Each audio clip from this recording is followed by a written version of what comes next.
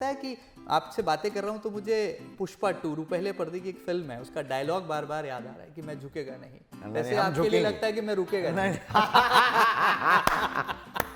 नहीं, हम रुकेंगे भी और झुकेंगे भी। अच्छा ऐसा? हाँ, क्योंकि हमको जो झुक पुष्पा नहीं सकता है बनना। वो पूरे संसार जगत को दुनिया हमको को पुष्पा झुका नहीं बनना है, हमको बागेश्वर बाबा ही बने रहना है। तो हम रुकेंगे भी अपन झुकेंगे। लेकिन लोग कह रहे हैं कि आप हिंदू नहीं, मैं वाइल्ड हिंदू हूँ। जो हिंदुओं का विरोध करेगा उसके लिए हुंकार भी भरेगा। ये है कि हम जगे हुए हिंदू। जी।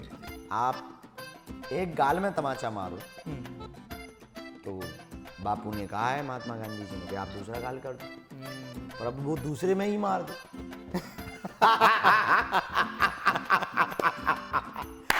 तो फिर तो भैया हम जो है 3200 की बाहर निकलवा दें चाहे जो हो। जब हमको सूचना प्राप्त हुई तो पहले तो बहुत ऐसा ठीक से भरोसा नहीं हुआ। ऐसा भी हो सकता है। मोदी जी के कानों में कुछ कहेंगे? कान में क्या कहना, माइक भी तो है। कि मत भरोसा करना तू इस संसार की चतुराई पर। क्या बात है, बहुत सुंदर। मत भरोसा करना तू इस संसार की चतुराई पर। इन्होंने बर्क सोने का लगा रखा है गोबर की मिठाई पर। क्या बात है। बब्बर शेर के मुंह से जब शेर निकलता है तो चारों खाने चित कर देता है, और तमाम शिकारियों को भी कैसे शिकस्त देनी है ये हम सीख सकते हैं पंडित धीरेन्द्र कृष्ण शास्त्री जी से। मुझे लगता है वो वचन के पक्के हैं, इरादे के मजबूत हैं, और धर्म के विरोधियों के ताबूत बंद करते जा रहे हैं। ठीक समझे आप, हम बात कर रहे हैं बागेश्वर धाम के सरकार यानी कि पंडित धीरेन्द्र कृष्ण शास्त्री जी की। आइए आज एक बार फिर एमपी न्यूज टीवी पर आपकी कराते हैं उनसे एक और दिलचस्प मुलाकात। महाराज जी, आपका सबसे पहले तो बहुत बहुत अभिनंदन है, स्वागत है। और आप मध्य प्रदेश का ही गौरव नहीं बल्कि इस देश और अब विश्व का गौरव भी बनते हमें नजर आ रहे हैं। भगवान की दया, आपका बहुत बहुत धन्यवाद। और एमपी न्यूज़ के, एमपी तक न्यूज़ के सभी दर्शकों को बहुत बहुत धन्यवाद। एमपी न्यूज़ के सभी दर्शकों को धन्यवाद जी। आपको बताना चाहेंगे कि 23 फरवरी 2025 और 26 फरवरी 2025 ये दो ऐसी तारीखें हैं जो कि मध्य प्रदेश के इतिहास में स्वर्णिम कहानी को अंकित करके जाने वाली है। 23 फरवरी इसलिए क्योंकि देश के सबसे जनप्रिय लोकप्रिय प्रधानमंत्री नरेंद्र मोदी बुंदेलखंड की धरती पर आ रहे हैं, और निमंत्रण खुद उन्हें दिया है बागेश्वर धाम के पीठाधीश्वर पंडित धीरेन्द्र कृष्ण शास्त्री जी ने। 26 फरवरी 2025 को महामहिम राष्ट्रपति द्रौपदी मुर्मू के कदम जब बुंदेलखंड की धरती पर पड़ेंगे तो 251 बहनों के हाथ भी पीले होंगे, और एक बड़ा और विराट संकल्प पूरा होगा जिसका सपना देखा था खुद पंडित धीरेन्द्र कृष्ण शास्त्री जी ने।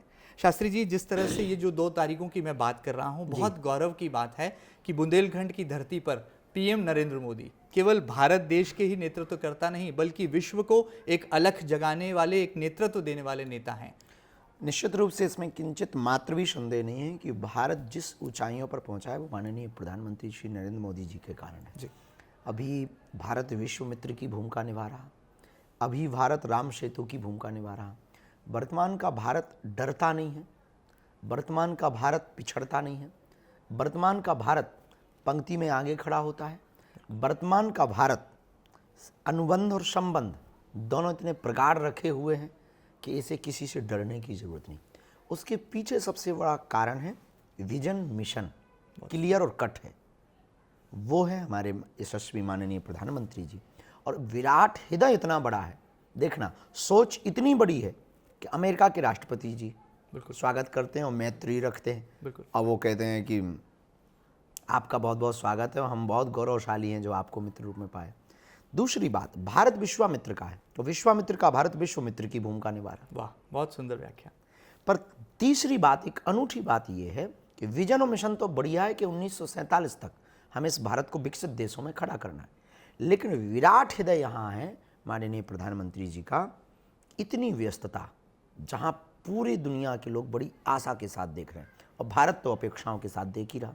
इतने व्यस्ततम समय में, इतनी व्यस्तता के समय में भी सहज सा आमंत्रण, एक छोटी सी पीठ बुंदेलखंड की भूमि, वो भी महीने में 2 बार, 2 महीने में दूसरी बार, बिल्कुल 60 दिनों में दूसरी बार, 60 दिनों में दूसरी बार आना। जी, जी। ये अपने आप में ये बात दर्शाता है कि कितनी शिक्षा के प्रति, स्वास्थ्य के प्रति उनकी सजगता है, और राष्ट्र के प्रति कितनी सजगता है, और बुंदेलखंड के प्रति कितना प्रेम है।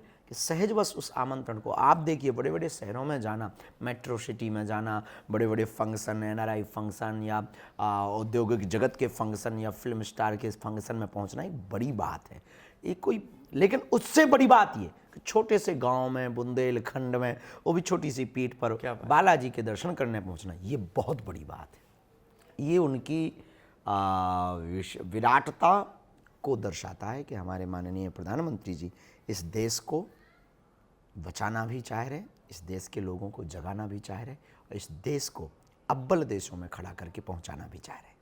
इन दिनों सभी समाचार पत्रों के अगर हम प्रथम पृष्ठ को देखेंगे तो पाएंगे कि नरेंद्र मोदी जी की तस्वीर है एक तरफ, तो दूसरी तरफ पंडित धीरेन्द्र कृष्ण शास्त्री जी की तस्वीर है। ऐसा इसलिए क्योंकि मध्य प्रदेश में जब प्रधानमंत्री जी आ रहे हैं उद्योग जगत को एक बड़ा निवेश का वातावरण देने के एक बड़े संकल्प और संदेश के साथ, तो ऐसे में एक नई परिपाटी की शुरुआत भी हो रही है जिसका अलख जगाने का काम किया है बागेश्वर धाम इस पीठाधीश ने।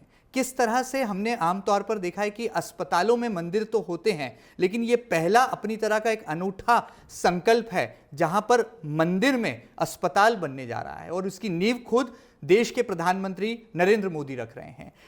पीठाधीश्वर धीरेन्द्र कृष्ण शास्त्री जी, ये भी जानना चाहूंगा कि ये परिकल्पना कैसे दिल में आई, ये दर्द को दवा देने का, मरहम लगाने का ये आइडिया आपके मन में कैसे आया, और जब आपने पहली बार प्रधानमंत्री नरेंद्र मोदी जी को इसका बुलावा भेजा तो कैसे उन्होंने सहर्ष इसे स्वीकार भी कर लिया? हमारा बुंदेलखंड पिछड़ा भी है, पिछड़ा भी है, आर्थिक संपन्नता नहीं है, पलायनवाद बहुत ज़्यादा है, स्वास्थ्य की उतनी व्यवस्थाएं नहीं है। इस तरफ रीवा सतना तक लोगों को जाना पड़ता है, इस तरफ ग्वालियर जाना पड़ता है, इस तरफ भोपाल जाना पड़ता, टाटा मेमोरियल पहुंच नहीं पाते हैं, तब तक बहुत से बार बार खर्चा, किराया, तो वो अर्थहीन लोगों पर ये बहुत बड़ा बोझ पड़ता है, बेचारे परेशान हो जाते हैं। तो जब किसी के घर में कोई रोग होता तो पूरा घर ही मानो बीमार सा पड़ जाता, बच्चे पढ़ने नहीं जाते, रिश्तेदार नाता संबंध तोड़ लेते, कहीं ये किराया ना मांगें, कहीं ये कर्जा ना मांगें, तो धीरे धीरे उनकी हालत बदतर होती है। और हम उनसे पूछते थे कि आप गए क्यों नहीं, बोले महाराज एक बार जांच कराया है, फिर पैसा नहीं थे। तब हमें लगा कि क्यों ना हम इनको यही सुविधा दें ताकि इनका किराया भी बचे और इनको यही सुविधा प्राप्त हो सके। और अभी तक मंदिरों में जो चढ़ावा है वो हिंदुओं के द्वारा है और गरीब हिंदुओं के काम आए ना, भारतीयों के काम आवे, तो देश सुधरेगा, देश सुदृढ़ बनेगा। तो मंदिरों के चढ़ावा से हमने इसलिए फिर प्रण लिया कि हम जो भी कथा से हमें दक्षिणा मिलेगी हॉस्पिटल बनवाएंगे और दीनहीन निराश्रित गरीब मरीजों का इलाज करवाएंगे। बहुत सुंदर। तो इस संकल्प की संकल्पना हनुमान जी से ही हुई। हनुमान जी का हनुमान चालीसा पढ़ते हैं हम सब, उसमें एक चौपाई आती है, लाय संजीवनी लखन जी आए। क्या बात है, बहुत सुंदर। तो हमारे हनुमान जी ने भी यही किया।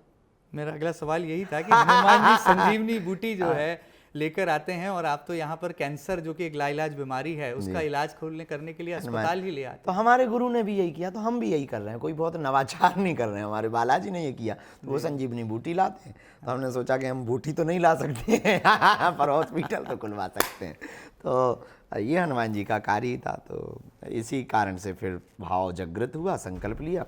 अब गुरुदेव की दया और फिर यशस्वी माननीय लोकप्रिय प्रधानमंत्री जी ने उस सहजता के साथ उस आमंत्रण को, यूँ ही 2-3 मुलाकातें हुई थी, सहज छोटी छोटी सी मुलाकातें थी, और जैसे ही भाव से हमने आमंत्रण दिया तो वो विशाल हृदय दिखाया, बहुत मुस्कुरा करके बोले ठीक है हम बनाते। वाह, बहुत सुंदर। कोई किंतु परंतु नहीं, हमें भरोसा नहीं था कि ऐसा भी होगा। छोटा सा गांव है, हमारी उतनी कोई सामर्थ्यता नहीं है, हम राजपीठ से भी नहीं हैं, किसी भी प्रकार से हमने प्रयोजन भी बहुत बड़ा नहीं किया, क्या पता कह दिया होगा। लेकिन जैसे ही 2-4 दिन हुए और अधिकारियों की खबर हमको पहुंची, कलेक्टर महोदय भी पहुंचे कि ऐसा ऐसा कार्यक्रम बन रहा है, मैंने कहा ये तो बहुत सौभाग्य की बात है, बन रहा क्या, बन जाए, भगवान से यही प्रार्थना है। फिर तो खुशी का ठिकाना नहीं रहा कि हम सबके लिए, बुंदेलखंड के लिए। फिर हम एक दिन रात को सोचने लगे कि कितनी विशाल बुद्धि का प्रयोग, इतने कितने विशाल हृदय का भाव है आपका कि छोटे से गांव में आपने आमंत्रण स्वीकार कर लिया। सबसे पहले जब आपको ये खुशखबरी मिली तो आपने अपने माता पिता को भी स्वाभाविक है बताया ही होगा कि आपने स्वयं उन्हें आमंत्रण भेजा, बुलावा भेजा, और प्रधानमंत्री जी कार्यालय से संकेत आ गए, सूचना आ गई कि प्रधानमंत्री नरेंद्र मोदी, विश्व के सर्वाधिक लोकप्रिय नेता, आपकी धरती पर, आपके इस गढ़ा गांव पर आ रहे हैं, बागेश्वर धाम वाले बालाजी की महिमा के दर्शन करेंगे, आपके साथ गुफ्तगू भी होगी, बातचीत भी होगी। माता पिता की आंखों में क्या खुशी के आंसू थे? क्या पहला पैगाम था, क्या पहला संदेश था जो कि आपने माँ को आंखों से देखा? जब हमको सूचना प्राप्त हुई तो पहले तो बहुत ऐसा ठीक से भरोसा नहीं हुआ कि ऐसा भी हो सकता है, लेकिन ये था कि वो वचन के पक्के हैं, बात के पक्के हैं, और जो वादा करते हैं वो पूर्ण करके मानते हैं। तो फिर हमें लगा कि नहीं, ये वो वचन जो था वो उन्होंने निभाया। फिर सबसे पहले तो हमने बालाजी को ही बताया मंदिर गए तो उन्होंने कहा कि ऐसा ऐसा है, अब ये निर्विघ्न हो जाए। फिर माता जी को भी बताया, जी। बहुत प्रसन्न थी माँ, बहुत अच्छा हुआ, तो सीधी सादी है माँ। तो उन्होंने कहा बहुत अच्छा हुआ। फिर उन्होंने कहा भगवान की कृपा है। फिर हमने एक दो परिकर के लोगों को बताया तो उन्हें भरोसा नहीं हुआ। तो लेकिन बाद में वो कहते हैं कि बालाजी की लीला है, तो निश्चित रूप से इसमें पुरुषार्थ से तो कुछ हो नहीं सकता, प्रसाद से ही कुछ हो सकता है। तो ये बालाजी का प्रसाद है, उनकी कृपा है कि पूरे बुंदेलखंड का वो हित चाहते हैं बालाजी, इसलिए इस प्रकार की मति की हमारी, और हमको इस रास्ते पे कि समाज के लिए हम कुछ करके जाएं, और मंदिर बनाने की वजह अस्पताल बना करके जाएं। ये जो प्रण हुआ, उस प्रण में फिर बालाजी की कृपा, और फिर यशस्वी माननीय प्रधानमंत्री जी के आना तय, तो ये फिर वो कहते हैं ना कि 4 चांद लग जाना। क्या बात है, क्या बात है। पर ये देश के लिए और बुंदेलखंड के लिए 23 फरवरी ऐतिहासिक है। क्या बात है। आप कर्म योगी भी हैं, और मुझे लगता है कि कर्मण्येवाधिकारस्ते मा फलेषु कदाचन, इस पंक्ति में ही पूरी कहानी जो है छुपी है कि कैसे बुंदेलखंड की धरती पर जब महामहिम राष्ट्रपति द्रौपदी मुर्मू जी और प्रधानमंत्री नरेंद्र मोदी जी आएंगे, और यहाँ से एक बड़ा पैगाम केवल मध्य प्रदेश ही नहीं बल्कि पूरे भारत को वो देने वाले हैं, क्योंकि आप अध्यात्म और धर्म की जो पताकाओं को जिस शिखर पर ले जा रहे हैं, मुझे लगता है इसमें राष्ट्र के नायकों का भी एक योगदान, एक आहुति, उसकी शुरुआत बुंदेलखंड की धरा से, बागेश्वर धाम से होगी। माननीय प्रधानमंत्री जी जब से उस पीठ पर बैठे हैं तो उन्होंने सनातन के लिए जो भी किया वो इतना किया कि बहुत सराहनीय योग्य है। वो 500 मंदिर का राम मंदिर की चर्चा, महाकाल का लोकन्यास, वो काशी का कॉरिडोर, वो जगह जगह रामपद गमन की यात्रा की तैयारी। निश्चित रूप से ये तो सनातन के लिए जीवंत कार्य हुए हैं। जो कल तक सनातन को मिटाने के सपने देख रहे थे, उनके सिरों पर पानी फेरना, यूँ उन्होंने किया। दूसरी बात, सनातन में हम सबके अंदर एक सबसे बड़ी कमी है कि हम जो भी करें उसका श्रेय हमें मिले, और जितने भी लोग हैं वो हमारे बैनर तले बैठे ये सबसे बड़ी कमी है। बिल्कुल ठीक कह रहे हैं। लेकिन माननीय प्रधानमंत्री जी सबके हैं, वाह, जो कि पूरे देश के हैं, बिल्कुल, पर उनके रंग रंग में सनातन है। बहुत बड़ी बात है। रंग रंग में उनकी सनातन की यात्रा भरी हुई है, तो वो एक भी मौका नहीं छोड़ते। हमने ऐसा समझा है सनातन का युग पुरुष कहा जाए तो अतिशयोक्ति नहीं। क्या बात है, क्या बात है। मतलब सनातन के युग पुरुष की पदवी जो है पंडित धीरेन्द्र कृष्ण शास्त्री जी प्रधानमंत्री नरेंद्र मोदी को दे रहे हैं। आगे बढ़ते हैं। जैसा मैं सवाल करने ही वाला था कि हमने देखा कि हनुमान जी ने राम जी का आदेश का पालन किया और वो संजीवनी बूटी ले आए, आपने बागेश्वर धाम वाले बालाजी के आदेश का पालन किया और आप कैंसर अस्पताल ले आए। लेकिन एक और हनुमान जी जैसी कला कौशल हम आप में दिखाई देती है, और मैं कहूँगा कि हनुमान जी ने अपनी पूंछ से पूरी लंका को जला डाला था, और आप अपने प्रवचनों से धर्म विरोधियों को आग बबूला कर देते हैं। हमारा उद्देश्य कभी भी किसी को परेशान करना नहीं होता है। कथा प्रवचन हम वो बोलते हैं जो सत्य है, पर कई बार अर्थ का अनर्थ लोग निकाल लेते हैं। अब जो बात यथार्थ है वो तो बोली ही जानी चाहिए। व्यासपीठ ही सत्य नहीं बोलेगी तो कौन सत्य बोलेगा। हम चापलूसी करेंगे तो फिर हो गया, धर्म का तो बेड़ा गर्क होगा। और सबसे बड़ी बात है कि हम अकेले से, हमारे अकेले से सनातन नहीं बचना। पर वो पुराने कभी किसी शायर की है कि यारो तबीयत से जरा पत्थर तो उछालो, कौन कहता है कि आसमान में सुराख नहीं होता। क्या बात है। आपसे कोई जीत नहीं सकता है, या विजेता तो है, ये तो विजित होने का एक कहते हैं जी आशीर्वाद सीधा आपको प्राप्त नहीं। इसके पीछे यही कारण है कि हम अक्षर अपने आप को हारा हुआ घोषित कर दें। चारों खाने चित। हम पहले ही डले हैं, हमको ही लड़ने आता है तो हम कह देते हम पहले ही हारे हैं, अब क्या खाक लड़ोगे। क्या बात है, बहुत सुंदर। अच्छा, एक तस्वीर मुझे लगता है कि चौथे स्तंभ के सशक्त प्रहरी जब कैद करेंगे 23 फरवरी 2025 को, एक रेड कारपेट होगा, एक मंच सजेगा और मंच पर एक कुर्सी पर बैठेंगे देश के prime minister honourable Narendra Modi और एक कुर्सी पर बैठेंगे देश के प्राइम संत पंडित धीरेन्द्र कृष्ण शास्त्री जी। क्या ये सीन होगा? नहीं, ऐसा तो हमारी कोई ऐसी सामर्थ्यता नहीं है कि हम कुछ ऐसा हों, पर हाँ उस दिन तो ऐसा होगा, पर हम अपने आप को कुछ मानते ही नहीं। हमारे जीवन में सम्मान की भूख तो उतनी नहीं है। हमारे जीवन में कि काम हो, हमारे जीवन में कि इस बुंदेलखंड का विकास हो, देश का विकास हो और तस्वीर कुछ भी हो, तकदीर बदले। क्या बात है, बहुत सुंदर। बिल्कुल जीरो की भांति जो है आपने पूरी परिभाषा को वर्णित कर दिया। तस्वीर भले ही रेड कारपेट की जगह मिले कि येलो हो जाए पर तकदीर बदल जाए, क्या बात है, तो मजा आ जाएगा। अच्छा, हमने देखा है कि जब भी मंच पर दो बड़ी नामचीन हस्तियां बैठती हैं तो कान में कुछ ना कुछ कहती जरूर हैं और मीडिया के कैमरे उसको कैद करते हैं। तो क्या आपको मौका मिलेगा तो प्रधानमंत्री नरेंद्र मोदी जी के कानों में कुछ कहेंगे और कुछ ऐसा कहेंगे जो कि एमपी की भविष्य को भी एक नई दिशा और एक नई उड़ान दे पाएगा? कान में क्या कहना, माइक भी तो है। तो कान में खुसर अच्छा, मुसर जो करने का कहना कोई इरादा है नहीं है। वो पहले ही ऑलरेडी वो कर रहे हैं, जी, तो हमें नहीं लगता कि वो कुछ कहने योग्य जैसी ऐसी कुछ होगा। जो दिया वो कम नहीं है, जो आगे मिलेगा उसका कोई गम नहीं है। क्या बात है। जो नहीं मिलेगा उसका। तो माननीय प्रधानमंत्री जी जब पहुंचेंगे तो हम सब 23 तारीख का इंतज़ार कर रहे हैं भव्यता के साथ में। ऐतिहासिक दिवस, एक जब नया इतिहास लिखा जाएगा कि मंदिरों में बागेश्वर धाम में भोजन भी मिलता है, भजन भी मिलता है, अब जीवन भी मिलेगा। क्या बात है, बहुत सुंदर, बहुत सुंदर व्याख्या। हम एक बात देख रहे हैं कि आप अपने गुरु जगत गुरु रामभद्राचार्य जी की पदचिन्हों पर चल रहे हैं। हमने देखा कि जब तत्कालीन प्रधानमंत्री इंदिरा गांधी ने उनकी आंखों के ऑपरेशन का ऑफर उन्हें 1974 में दिया था, यदि मैं गलत नहीं हूँ, और वैसे ही कुछ संबंध और कुछ ताना बाना हमें आपके रूप में भी दिखाई देता है पंडित धीरेन्द्र कृष्ण शास्त्री जी के रूप में। कैसे आप अपने गुरु का अनुसरण कर रहे हैं? क्योंकि हमने देखा रामभद्राचार्य जी भी प्रधानमंत्री के लिए एक सहायक भूमिका में रहे। देश की पताकाएं प्रधानमंत्रियों के हाथ में रही तो धर्म की पताकाएं रामभद्राचार्य जी ने थामे रखी। वर्तमान दौर में जब सनातन के सामने संघर्ष चल रहा है, बार बार कौम के बीच में लड़ाइयों की बातें आती हैं, जंगे ऐलान होते हैं, ऐसे में क्या धीरेन्द्र कृष्ण शास्त्री जी भी अपने गुरु का अनुसरण कर रहे हैं और प्रधानमंत्री जी के साथ कंधे से कंधा मिलाकर चलने के लिए तैयार हैं? हमारे गुरु जी के जैसा चल पाना हमारे लिए तो बहुत कठिन है।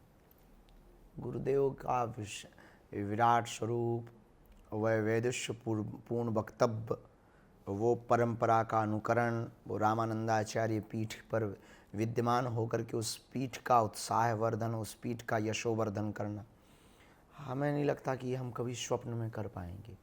पर जितना भी उनकी वाणी से, उनके दिए हुए वक्तव्यों से, वचनों से हम अपने जीवन में उतार पा रहे हैं, पूर्ण प्रयत्न है कि मरते दम तक, जब तक श्वास रहें, हम अपने गुरु के प्रत्येक बातों को अपने जीवन में उतार पाएँ, क्योंकि हमारे सर्वस्व तो वही है, हमारे जीवन भी वही है, हमारे लिए राह भी वही है और ठिकाना भी वही है, हमारी मंजिल भी वही है और हमारा पहुंच पाना भी वही है, हमारी सोच भी वही है तो हमारे विचार भी वही हैं, हमारे जीवन का आधार भी वही है तो हमारे जीवन का सार भी वही है, हमारे जीवन की नींव भी वही है पर हमारे जीवन का मकान भी वही है, हमारे जीवन की प्रज्ञा भी वही है तो हमारे जीवन की विद्या भी वही है।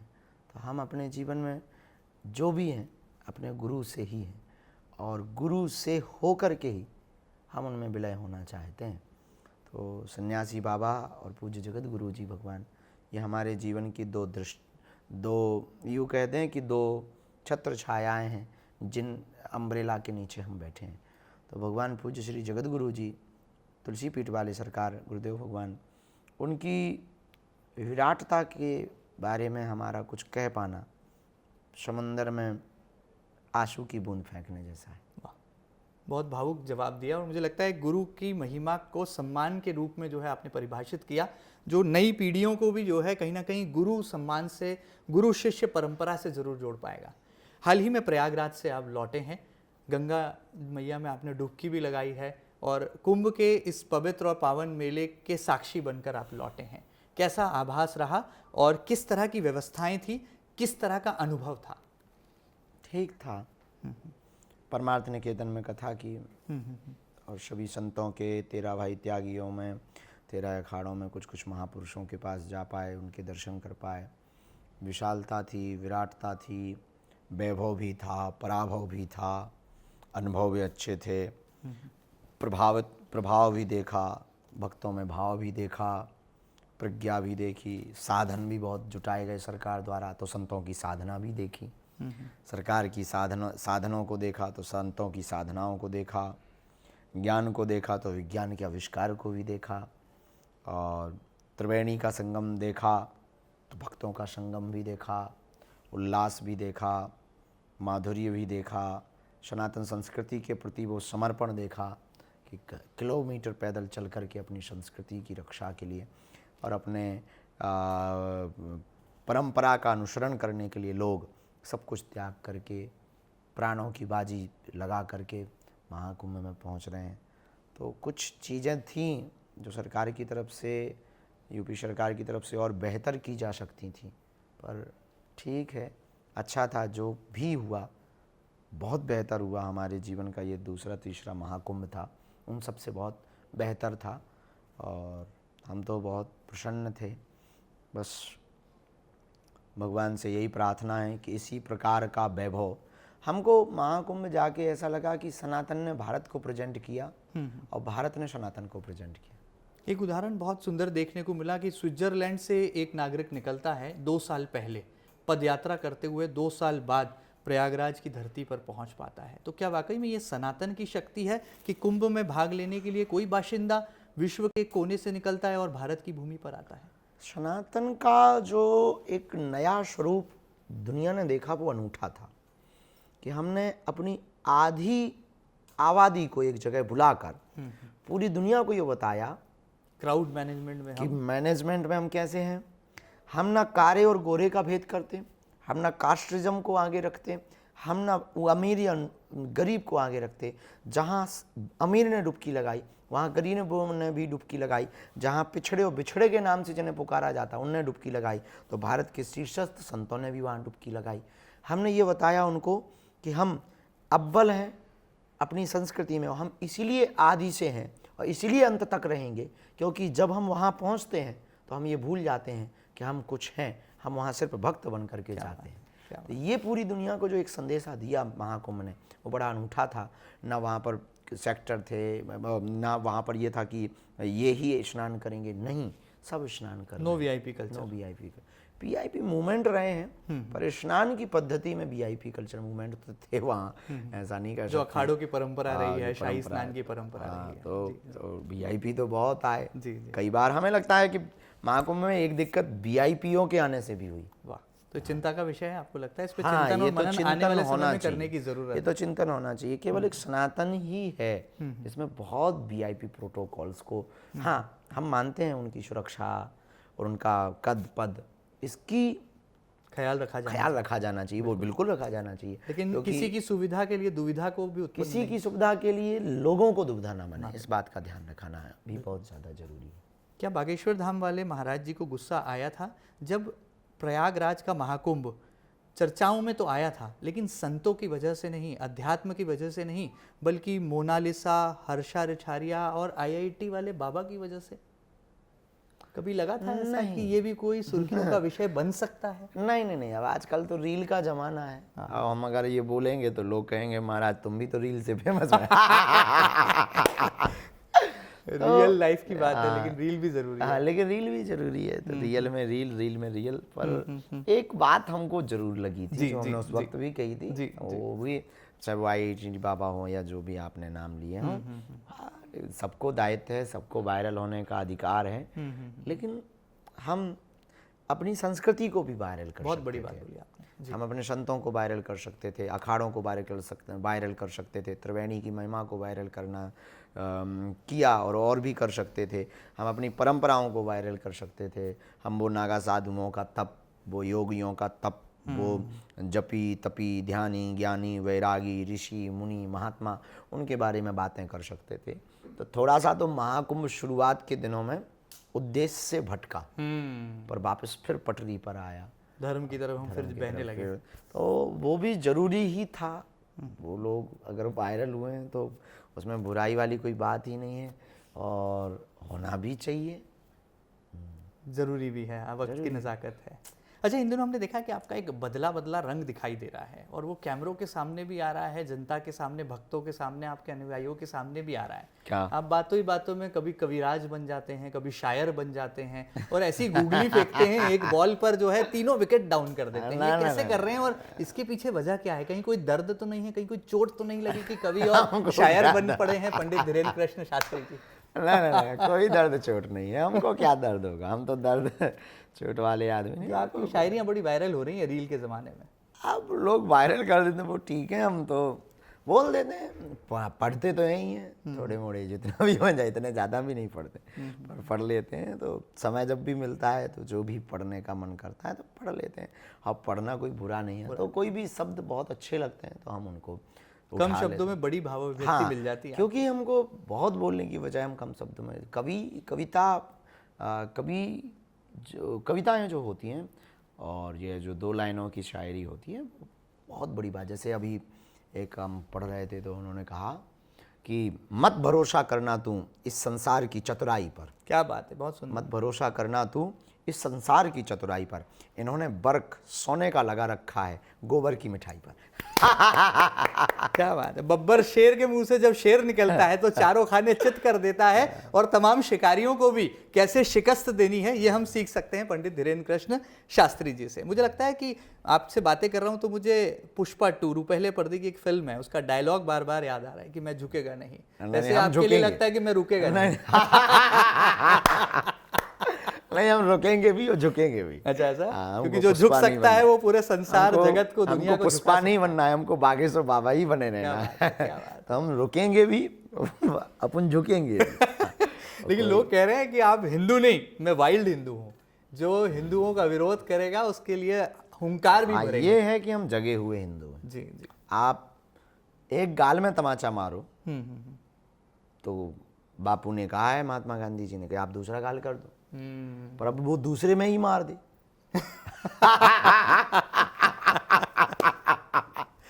तो फिर तो भैया हम जो है 3200 खींचा बाहर निकलवा दें, चाहे जो हो जाए। बातों के अखाड़े में कोई जीतना नहीं। अब हम गलत क्या कह रहे हैं कि भाई कोई एक गाल में मारे तो हमारे बापू ने कहा हम दूसरा कर देंगे, बाढ़ में गया, लेकिन वो दूसरे में ही ठोक देवे और चारों उंगलियां छप जाए, फिर जवाब तो देना बनता है। हाँ, तो फिर क्या करें? तो कानून का सहारा लेंगे, या फिर जरूरत पड़ने पर ठीक है। वाह, वाह। लेकिन ऐसा भगवान करे समय न आवे। बिल्कुल। अच्छा, एक कला आपके अंदर कूट कूट कर भरी है। देश के महामहिम राष्ट्रपति जी आ रही हैं, देश के लोकप्रिय प्रधानमंत्री जी आ रहे हैं, लेकिन पंडित धीरेन्द्र कृष्ण शास्त्री जी के चेहरे पर टेंशन नहीं है, शिकन नहीं है। सारा मैनेजमेंट चल रहा है, हर चीज़ की चिंता आप खुद कर रहे हैं। स्टेज कैसा बनेगा, व्यवस्थाएं कैसी होंगी, पार्किंग कैसी होगी, वो लाखों लोग जो दूर दराज के इलाकों से, गाँव से, अलग अलग राज्यों से आएंगे, वो कहाँ सोएंगे, ठंड में उन्हें कोई समस्या ना हो, भोजन पानी, सब चिंता आप कर रहे हैं। लेकिन चेहरे पर चिंता की लकीर का नाम नहीं है। पूरी सेना, जैसे राम जी की वानर सेना चली थी, ऐसे बागेश्वर बाबा की सेना चल रही है। हमको बहुत सपोर्ट बागेश्वर परिवार के मंडलों का और सदस्यों का मिलता है। लगभग 28-29 मंडल में लगभग 2 लाख लोग, 3 लाख लोग हैं जो परिवार के सदस्य हैं, जो बड़ी बात है। काम सेवा करते हैं। तो वो सेवा करते हैं, वो हमें बहुत सब नहीं आ पाते, पर कुछ आ जाते हैं, तो हमें बहुत सपोर्ट मिल जाता है उनसे। 1 लाख 1.5 लाख लोग अच्छे से मदद कर देते हैं। उनमें से 10-50 लोग बहुत करीबी हैं, जो दिन रात युद्ध स्तर पर लग कर के कार्य करते हैं। तो हमारे लिए बहुत सौभाग्य की बात है कि हमें ऐसा परिवार मिला है जिनके कारण हम व्यवस्थाओं को ठीक से रख पाते। पर यह है कि उस कूच में खुद उतरना पड़ता है। तो ठीक है। रही बात शांति की, टेंशन की, तो हम टेंशन लेने के लिए पैदा नहीं भाई, क्या बात हम टेंशन देने के लिए पैदा। आज की युवा पीढ़ी को भी एक गुरु मंत्र दे ही दीजिए आप जाते जाते, कि ऐसा क्या गुरु मंत्र है आपके पास कि टेंशन जो है वो छू मंत्र हो जाती है। सबसे बड़ी बात है कि आप बाहर से कितने भी अशांत रहो पर अंदर से शांत रहो। क्या बात है, बहुत सुंदर। देखो, आपके भड़बड़ाने से, चिल्लाने से, गाली बकने से, ओवर कॉन्फिडेंस में आने से होना जाना कुछ नहीं। वही होना है जो पुरुषार्थ किया और जो प्रसाद मिलेगा। क्या बात है, क्या बात है। तीसरा कुछ होने वाला नहीं है। अब मान लीजिए ठीक है, ट्रेन छूट ही गई, अब तुम कितना भी गाली बक लो, तेरे चक्कर में छूटी, उसके अब तो छूट ही गई। बिल्कुल गाली बकने से वो रिटर्न हो नहीं होता, आप गाली बको। तो हम जैसे हमारे यहाँ अब ऐसा बोलने से बहुत लोगों को डिस्टर्ब फर्क पड़ेगा, बहुत उल्टा फर्क पड़ेगा, पर बोलना हमारी की बात दादी है, अब तो कहिए। हमारी दादी जी शांत हो गई, जी। तो हम गए, परिवार बैठा था, माता जी, पिताजी, सब लोग, सब रो रहे थे, हम थे पन्ना में, हम वापिस आए, थोड़ी देर हम बैठे रहे, रोना धोना देखते रहे सबका। कुछ देर बाद ले जाना था श्मशान, तो हमने अपनी बहन को कहा कि रो लिया हो तो चाय बनाओ। तो माता जी बड़ी नाराज हुई, तो उन्होंने कहा कि बड़े, खैर हमारे अंदर पीड़ा थी, हम बहुत कनेक्टेड थे, भावना तो थी, पर हमने कहा कि अब इतना भी रोने की क्या ज़रूरत है। अगर रोने से इन्हें वापस आना हो दादी जी को, तो हम तो सिर्फ पटक पटक के क्या छाती पीट पीट रोएं। तो उस दिन फिर हमारे ज़िंदगी में एक नवाचार प्रकट हुआ अंदर से, विचार, जो होना है वो तो होना ही है। अपनी एनर्जी को ख़त्म नहीं हमें करना चाहिए। बहुत सुंदर। तो युवाओं की आजकल सबसे बड़ी दिक्कत ये हो गई है जी। कि वो घटित घटनाओं में आरोप दूसरों पे थोपते हैं, फिर उसका चिल्ला चिल्ला करके प्रचार करते, ताकि हम लोगों की नज़र में सही बने रहें। बहुत सुंदर। कारण से वो स्ट्रेस में आ जाते हैं और वो अशांत हो जाते हैं, और फिर जो कोई रीकमेंट कर दे तो और भड़बड़ा जाते हैं। जैसे किसी को गुस्सा हो, वो आप कह दो वाह हाउ सो स्वीट, तो हम खा जाएंगे, और भयंकर मित्रा हम मार डालेंगे, तो हो क्या गजब ठा रहे हो, तो आदमी पगला जाएगा। तो ऐसी परिस्थिति में हमको ये बात बहुत ध्यान रखनी है कि बाहर से कितनी भी अशांति हो, अंदर से शांति है। अंदर से आप ठहराव लाएंगे तो आप बड़ी बड़ी मुश्किलों का सामना सहजता से कर पाएंगे। हम जब इंदौर से निकले और बागेश्वर धाम और आपके छतरपुर जिले पहुंचे, गढ़ा गांव पहुंचे, तो एक ट्रक के पीछे लिखा था जलो मगर दीपक की तरह। लेकिन कुछ लोग हैं जो कि पंडित धीरेन्द्र कृष्ण शास्त्री जी की इस मुस्कुराहट से, इस अदा से, इस स्टाइल से, इस फैशन स्टेटमेंट से जलते हैं, उनके लिए क्या कहेंगे? ऐसा कुछ भी नहीं है, थोड़ा थोड़ा तो है, स्टाइल खास है। जैसे सब लोग बाल कटवाते हैं, अपन भी कटवा लेते हैं, दाढ़ी मूंछ जरूर हाँ कटवा देते हैं। बाकी कुछ खास हम ऐसा कुछ फैशन वैसन कुछ करते ही नहीं है, जो है सो वही है। लेकिन मुस्कुराहट पर भी तो बहुत लोगों को ऐतराज़ है आपकी। अब वो फिर अगर इतराज है तो 3200 निकाल के हंसे। लोगों को इतराज तो होता है, उसके पीछे कारण ये है कि जो निंदा देखने के लिए निकला है, कुछ बुरा देखने के लिए निकला है, उसे सही दिख भी नहीं सकता है। तो हमारा तो अंत में यही कहना है कि तुम अपनी जलन बरकरार रखो, हम अपना जलवा बरकरार रखें। क्या बात है, क्या बात है, बहुत सुंदर। आखिर में वही सवाल बहुत रिपीटेटिव है हालांकि, लेकिन पूछना मेरी मजबूरी है, और चौथे स्तंभ का प्रहरी हूं, तो पूछना भी मेरी मजबूरी है, समझिए, जरूरी समझिए आप। बहुत सारी बेटियों के हाथ पीले आपने कर दिए, और एक बार 251 बेटियों के हाथ पीले करने जा रहे हैं। आपके हाथ कब और कौन पीले करने वाला है? खुद ही करेंगे। तो गेंद अब आपके पाले में आ चुकी है, कहा जा सकता है? नहीं, माता पिताजी के पाले में ही है, वही निर्णय लेंगे। माता जी पिताजी शायद जल्दी ही वो निर्णय ले लें, कहा तो है हमने भी। हो जाएगा, ये कोई बहुत बड़ा मुद्दा नहीं।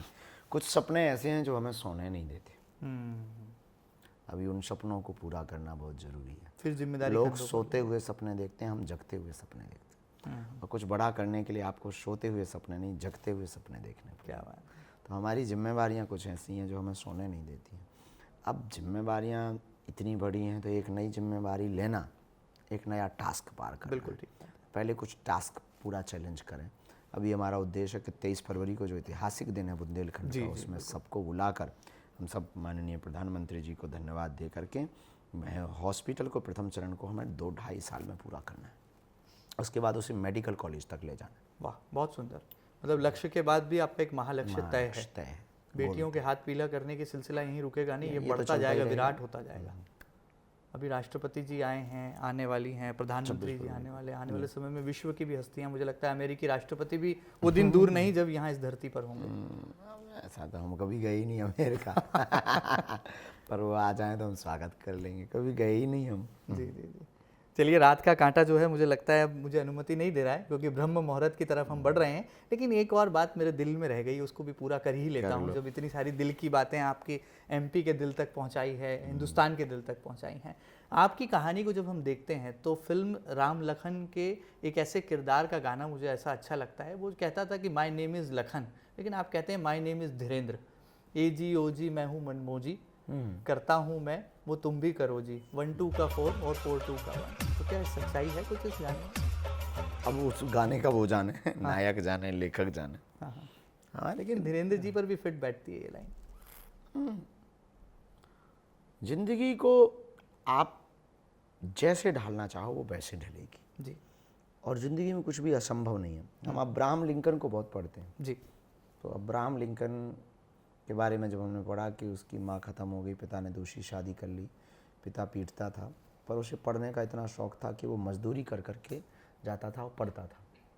चुनाव लड़ा, हार गया, चुनाव लड़ा, हार गया, चुनाव लड़ा, हार गया, पर वो नहीं हारा। चुनाव में हारा वो, लेकिन ज़िंदगी से नहीं हारा। और एक दिन वो सफल होता है और अमेरिका का 16वां राष्ट्रपति बनता है। बिल्कुल ठीक बात। अब्राहम लिंकन, तो उसने हमें बहुत मोटिवेट किया। तो उसी प्रकार हमारी ज़िंदगी में हम असफलता के लिए नहीं डरते। जो आदमी असफलता के लिए डरेगा वो कभी सफल नहीं होगा। गिरना बुरा नहीं है, गिर करके ना उठो वो सबसे ये बहुत बुरा है। तो गिरते तो सब हैं, तो हम भी गिरेंगे पर उठेंगे। वाह। आज गिरे हैं कल उठेंगे, पर हम गिरे नहीं रहेंगे। तो हमें इससे डर नहीं लगता है कि हम गिरेंगे, हमें इससे डर लगता है कि कहीं गिरे ही ना रहे। बहुत सुंदर, बहुत सुंदर, बहुत सुंदर। ये तैयारी हम अपने दिमाग में रखते हैं, वो भगवान की बड़ी कृपा है। तो हमें ना नाम प्रिय है, न मान प्रिय है, न सम्मान प्रिय है, हमें तो इस देश में सिर्फ हनुमान प्रिय है। क्या बात है, बहुत सुंदर, बहुत सुंदर। कोई जीत तो नहीं सकता अखाड़े में। नहीं। आखिर में जाते जाते धर्मात्मा मांग कर रहे हैं कि अब भारत देश उस मुहाने पर आकर खड़ा है कि सनातन बोर्ड का गठन होना चाहिए, मंदिरों की व्यवस्थाएं फिर धर्माचार्यों के हाथों में आना चाहिए। क्या आप इसे स्वीकार करते हैं, राजी हैं इसके? भारत सरकार के राम अधिग्रहण से मंदिर तो मुक्त हों, ये तो हम चाहते हैं। सनातन बोर्ड हो या ना हो जी, पर वक्फ बोर्ड बंद हो। हमारी डिमांड पूरी हो ना हो, लेकिन सामने वालों की दुकान नहीं नहीं, देश में समानता का कानून है और समानता के कानून में असमानता कैसी? संविधान कहता है कि सब समान है। जी। यदि सब समान है तो फिर उनको स्पेशल बोर्ड क्यों, उनको स्पेशल एरिया क्यों? और देश में एक ही कोर्ट है तो फिर दूसरे कोर्ट की क्या जरूरत है? जैसे ट्रिपल तलाक खत्म हुआ, ऐसे आप चाहते हैं वक्फ बोर्ड भी अब खत्म होना चाहिए। देश एक कानून से ही चलेगा ना, समानता से ही चलेगा ना। अब ऐसे तो हिंदू पाकिस्तान में भी अल्पसंख्यक हैं, तो वहाँ हिंदू बोर्ड तो नहीं है। नहीं है, बिल्कुल ठीक बात। तो जब वहाँ हिंदू बोर्ड नहीं है पाकिस्तान में, तो यहाँ वक्फ बोर्ड की क्या जरूरत है? तो आपकी आवाज़ सरकार के कानों तक जा रही है, आप पहुँचवा दो। देखिए, ये होता है बड़प्पन कि जब देश के खुद महामहिम राष्ट्रपति और प्रधानमंत्री आपकी भूमि पर यानी कि बागेश्वर धाम वाले बालाजी की महिमा को जानने, समझने, अनुभव करने के लिए बुंदेलखंड की इस धरा पर, इस गढ़ा जैसे छोटे गांव में आ रहे हैं, लेकिन उसके बावजूद आपके हृदय की विराटता देखिए कि आप हमारी बात उनके कानों तक पहुंचा दीजिए। बहरहाल, कोई आपसे सीखे बड़प्पन, कोई आपसे सीखे सादगी, कोई आपसे सीखे धर्म के लिए जीना, धर्म के लिए दिन और धर्म के लिए रात, तो धर्म के लिए अगला फिर दिन। मुझे लगता है अगला दिन हो उससे पहले साक्षात्कार को यहीं खत्म करते हैं और जाते जाते बहुत सारी, ढेर सारी शुभकामनाएं। मुझे लगता है केवल हिंदुस्तान का दिल ही नहीं, एमपी ही नहीं, बल्कि पूरा विश्व ये मंगल कामनाएं कर रहा है कि जब 23 फरवरी 2025 को प्रधानमंत्री नरेंद्र मोदी जी के कदम इस गांव पर पड़ेंगे, तो न केवल मध्य प्रदेश से एक बड़ा संदेश पूरे विश्व को जाएगा, बल्कि कैसे मंदिर में भी अस्पताल हो सकता है, एक नई परिकल्पना को नए पंख लग जाएंगे। महाराज जी, जाते जाते आपका एक गहरा संदेश जो मुझे लगता है कि आपके दिल से निकले और भक्तों के दिलों को छू जाए। हमारे मन में तो यही है संदेश के रूप में कि नर की सेवा से नारायण को आप पा सकते हैं, जगत की सेवा से आप जगदीश को पा सकते हैं, और जिन्हें इंसानों में भगवान नहीं दिखता, वो मंदिरों में भगवान नहीं पा सकता है। इसीलिए हम सबको एक काम करना पड़ेगा, खुद भी जगना पड़ेगा, दूसरों को भी जगाना पड़ेगा, और सरकारों के भरोसे नहीं, खुद के भरोसे ज़िंदगी को चलाना पड़ेगा, तो ही आप सफलता पा पाओगे। सरकार जो कर रही है वो अपने स्तर पर कर रही है, हमें जो सबको करना चाहिए अपने स्तर पर करना चाहिए। तो हमें लगता है कि बहुत जल्दी आप अपने आसपास के क्षेत्र का विकास तेज गति के साथ कर पाएंगे। बहुत बहुत धन्यवाद।